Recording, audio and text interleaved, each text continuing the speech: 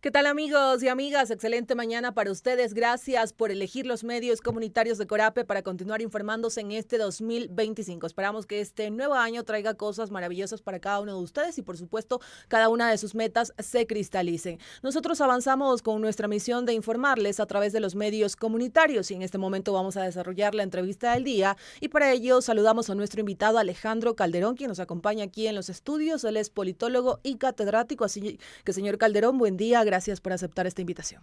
Buenos días con todos, un placer compartir con ustedes y deseándoles un feliz inicio de año pues a toda la ciudadanía también. Gracias por acompañarnos y señor Calderón, este 5 de enero de 2025 inició oficialmente la campaña electoral para los comicios de febrero que vamos a vivir en Ecuador. Este escenario también ha estado marcado por esta incertidumbre en torno al presidente Daniel Noboa, quien aún no ha aclarado si solicitará licencia para realizar sus actividades proselitistas. Y esto también deja en duda el futuro de la vicepresidenta Verónica Abad, quien habría asegurado a través de sus redes sociales que asumiría temporalmente la presidencia. ¿Cómo analiza usted todo este escenario? Bueno, vivimos una incomprensión institucional, normativa, constitucional, en todos los sentidos de cómo funciona el aparataje justamente ecuatoriano desde el punto de vista de distribución del poder. Hay que recordar que venimos arrastrando, ¿no es cierto?, de un periodo de muerte cruzada en la cual nada es normal, son procesos diferentes de lo que se vienen anunciando o procedimientos regulares, como contempla la propia Constitución o como contempla el Código de la Democracia. En este sentido, es bastante probable que esto suceda, es decir, el legislador no puede prever todas las situaciones posibles que pueden venir en el futuro. La solución a esto es la madurez jurídica y la madurez política de los actores que toman las decisiones para saber qué es lo que tenemos que hacer.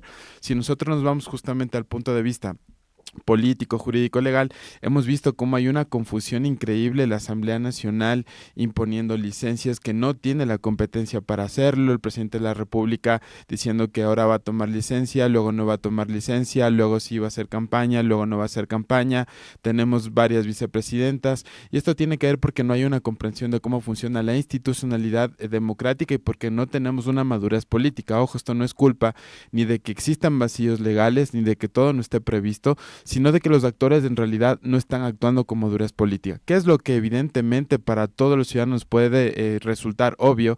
Es de que ninguna autoridad puede hacer campaña estando en funciones, por cuestiones obvias, porque evidentemente no es lo mismo hacer campaña desde el poder que fuera del poder, y eso está clarísimo. Ahora, desde el punto de vista jurídico, no hay absolutamente nada que le obligue al presidente a pedir licencia para hacer campaña, y eso hay que mencionarlo con absoluta claridad. Lamentablemente, estamos incluso viendo una disputa entre abogados, entre que unos dicen que sí, otros dicen que no, y yo digo, ¿cómo puede ser posible que nuestro país, en algo tan sencillo, en algo tan claro, no nos podamos poner de acuerdo porque cada quien toma la interpretación que más le conviene? Este escenario que usted acaba de mencionar y esta disputa entre expertos, entre juristas, analistas que señalan, pues hay quienes indican que en efecto el presidente Daniel Noboa sí tenía que pedir licencia, hay quienes decían que el presidente Daniel Noboa no tenía que pedir licencia, pero ¿qué es lo correcto? Porque ya la campaña inició oficialmente este 5 de enero. Bueno, legalmente lo correcto es que no debe pedir licencia, así es como establece justamente pronunciamientos no solo de la Corte Constitucional, sino cuando se estuvo debatiendo el artículo de la muerte cruzada, hay que ir a la fuente, y la fuente está en los debates que se dieron cuando se adoptó la Constitución y cómo se iba manejando esto. ¿Por qué? Porque el legislador constituyente consideraba en aquel momento de que no podemos llevarle al país a una mayor inestabilidad. Inestabilidad en el sentido de que justamente como viene de un proceso de terminar un periodo, no se considera, y así dice tal cual la propia sentencia de la Corte Constitucional y también los debates de asamblearios dicen que no se consideran como un periodo normal, y por eso es que privilegia justamente que exista la continuidad. Ahora, más allá de ese tema, lo que estamos adoleciendo es justamente de que llevamos en que no hay una madurez política por parte de las autoridades, en el sentido de decir, bueno, está bien que yo haga campaña siendo autoridad, evidentemente no, democráticamente no, éticamente no, pero jurídicamente, como menciona el presidente, no tiene que pedir licencia. Ahora es diferente que él por sus propios elementos éticos lo haga. Ok, y precisamente lo que usted acaba de mencionar, porque ha señalado que no es correcto que en este caso, siendo presidente, esté realizando campaña electoral. Y también esto que podría ocasionar este escenario, ¿no? De tener un presidente que va a estar inaugurando obras, que va a estar realizando sus actividades propias del gobierno y en este caso está siendo candidato también para febrero de 2025. Bueno, en todas luces esto genera desigualdad. Evidentemente, si uno se pone en el otro lado de los candidatos, de los 14 candidatos, porque estamos hablando de una candidatura bastante peculiar, en el cual evidentemente pues tienen unos fondos determinados, tienen un acceso a los medios determinados, un acceso al poder determinado, no son condiciones iguales. Y lo que dice el principio más o menos democrático es de que al menos en las elecciones representativas todos tienen que tener las mismas condiciones de partida, el mismo acceso al pautaje, por ejemplo, el mismo acceso al financiamiento público, el mismo acceso a poder transmitir las ideas, y esto evidentemente no va a ser así si es que tenemos un presidente candidato, y esto nos tiene que llevar a la reflexión como país. No se trata de Daniel Noboa, se trata de cómo institucionalizamos procesos, porque qué tal si esto nos pasa en las siguientes elecciones y viene X, Y, Z, no nos va a gustar que otra persona, ¿no es cierto?, cualquier otra persona haga campaña desde la presidencia, desde la alcaldía. Nosotros ya vivimos procesos bastante raros, bastante anómalos, en el cual nosotros veíamos cómo los funcionarios públicos eran obligados a ir a las campañas electorales, cómo existían en los diferentes ministerios, por ejemplo, propagandas de los presidentes y vicepresidentes. ¿Eso está bien? Evidentemente no. ¿Está bien que un presidente haga campaña siendo presidente? Evidentemente no. Y esto no tiene que ver con candados institucionales, sino con la madurez política de los actores. Ha señalado con las que va el presidente Daniel Noboa para las elecciones de febrero de 2025, que en este caso no les pone en igualdad de condiciones a todos los candidatos, también van con esas condiciones sus asambleístas de ADN. Bueno, evidentemente tienen otro tipo de gestión porque tienen otro tipo de acceso. Evidentemente no es lo mismo un candidato de la calle, de a pie, que presenta su propuesta, a alguien que tiene un acceso, por ejemplo, a algún ministro, a una reunión de una forma más cerrada. No son las mismas condiciones, evidentemente. Y eso pues es una de las cosas que también tendría que haberse tratado de una forma más madura, no por una resolución de la Asamblea Nacional, que no lo podía hacer, y hay que decirlo. Es decir, lo que escuchamos del día sábado es una aberración institucional increíble, una falta de conocimiento de los procedimientos parlamentarios que en realidad nos duelen a los ciudadanos, porque se decían cosas realmente increíbles, bárbaras en todos los sentidos, y nosotros evidentemente financiamos los sueldos de los asesores jurídicos, del coordinador de la Asamblea Nacional y un montón de cosas para que después se termine diciendo cualquier cosa. Señor Calderón, y también en medio de este anuncio de ya que se oficializó la campaña electoral para febrero de 2025, también hay mucha duda en torno a la situación de la vicepresidenta Verónica Abad. Yo lo decía al inicio de la entrevista, ella a través de un video había anunciado que iba a asumir la presidencia. Sin embargo, el presidente Daniel Noboa nombró a Cynthia Gelliver como vicepresidenta encargada. Han existido durante este tiempo dos vicepresidentas que han sido designadas entre el 2 y el 4 de enero de 2025. ¿Cómo ve también estas decisiones? Y también cómo quedaría la situación de la vicepresidenta Abad. Bueno, la vicepresidenta Abad evidentemente tiene una sentencia que le dice que tiene que tomar las funciones. Una vez que toma las funciones, conforme lo que dice la Constitución, el presidente de la República tiene la facultad de designar las funciones que el presidente considere que tiene que tomar la vicepresidenta. Como el presidente consideró que tiene que irse a Turquía y no lo hizo, pues evidentemente ahí tenemos como que un juego jurídico político en el cual los ciudadanos seguimos enrollados y no sabemos en realidad cuál va a ser la salida institucional.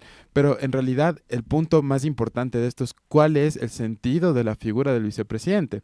Podríamos pensar tranquilamente, como dicen, por ejemplo, Santiago Basabe, un gran analista, decía, ¿para qué tenemos la figura de vicepresidente? Normalmente el vicepresidente tiene que conseguir coaliciones políticas, fortalecerle políticamente al presidente, porque el presidente tiene una línea y busca una vicepresidenta que tenga más representación y que le pueda fortalecer.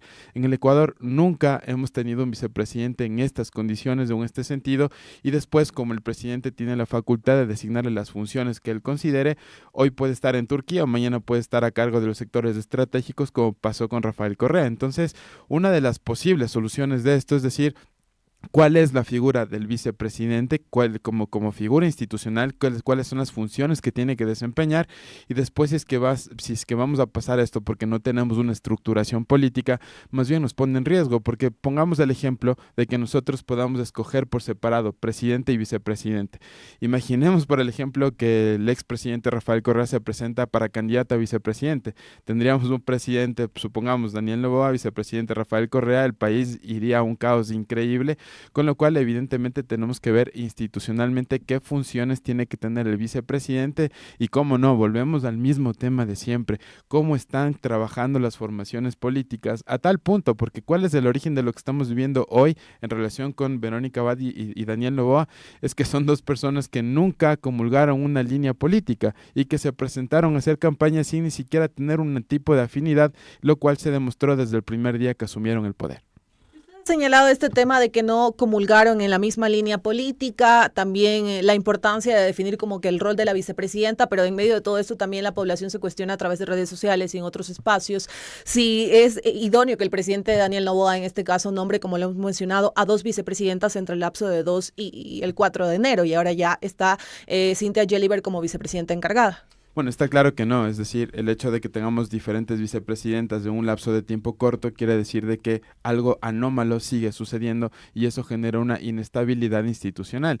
Por eso mencionaba que la figura de vicepresidente debemos de tratarla más a fondo, cuáles son las funciones para dotarle de alguna seguridad. En cualquier política pública necesitamos al menos 4 años para saber qué sucede. Este ha sido un gobierno de un año que ha tenido varias vicepresidentas y que en un día pues cambió de parecer mediante decreto. Evidentemente eso no es bueno, no da y estabilidad política, pero en enero, en este mes, vamos a ver un montón de cosas sorprendentes, lamentablemente porque el país se encuentra desestructurado políticamente. Seguimos en entrevista para Corape con Alejandro Calderón, politólogo y catedrático, y en medio también de este escenario para las elecciones de febrero de 2025, uno de los momentos más esperados va a ser el debate presidencial, que en este caso es obligatorio y se va a desarrollar el 19 de enero. ¿Cómo vamos a ver aquí el rol del presidente Daniel Noboa? Porque también había algunos expertos que señalaban que el presidente Daniel Noboa no se podría presentar porque en este caso está siendo presidente y candidato al mismo tiempo. ¿Cómo quedaría este tema? Porque el debate es obligatorio. El debate es obligatorio. El presidente de la República ha mencionado en algunos anuncios de que no va a hacer campaña. Entonces hay que definir justamente cómo va a tratar tanto el Consejo Nacional Electoral, que en realidad ha estado completamente impávido en todo lo que ha sucedido, porque el hecho de que el Código de la Democracia le diga que necesita que alguien ponga una demanda, una denuncia para que ellos actúen, eso no le quita que ellos no tengan la necesidad de hacer políticas anticipatorias. ¿Qué tal si el Consejo Nacional Electoral se adelantaba, pedía un pronunciamiento a la Corte Constitucional en relación a lo que está sucediendo y así institucionalmente ya resolvíamos todos estos puntos como el que vamos a seguir teniendo? Es decir, ahora evidentemente el debate es obligatorio. ¿Cómo lo va a hacer el candidato? Como candidatos tiene la obligación, pero ¿se considera que el debate es campaña? ¿O se considera que es una rendición de cuentas a la ciudadanía de cuál es su programa de gobierno? En esa línea vamos a volver a tener millones de debates de abogados que van a decir si es campaña, millones de debates que van a decir que no es campaña, porque no tenemos una resolución institucional. Consideramos evidentemente de que presentar su programa político, cualquier candidato, es obligatorio, es una forma de campaña. Sí, ¿cuál es la línea divisoria entre lo uno y lo otro? Evidentemente no lo sabemos, pero está claro que el presidente va a estar en el debate presidencial. Y ya de manera final, para ir concluyendo esta entrevista, ¿hasta cuándo tendría en este caso el Consejo Nacional Electoral para pronunciarse respecto a esto y a la participación del presidente Daniel Noboa en el debate presidencial? Bueno, el Consejo Nacional Electoral legalmente no va a pronunciarse, porque no van a hacer nada hasta que alguien no denuncie, por ejemplo, o alguien no presente ciudadanamente una queja ante el Consejo Nacional Electoral o ante el Tribunal Contencioso Electoral, argumentando que eso es campaña o no es campaña, y ahí es cuando recién se van a pronunciar. Entonces, lo más probable es de que las cosas sigan como si nada, en que el presidente sea convocado justamente como candidato a que esté en el debate presidencial, igual que los otros binomios que están legalmente inscritos, y así es como va a actuar el Consejo Nacional Electoral. Perfecto, señor Calderón, muchísimas gracias por su análisis y por acompañarnos en esta mañana. Gracias a ustedes por el espacio, muy amables. Amigos y amigas, sigan en sintonía de la red informativa de Corape a nivel nacional. Ya regresamos.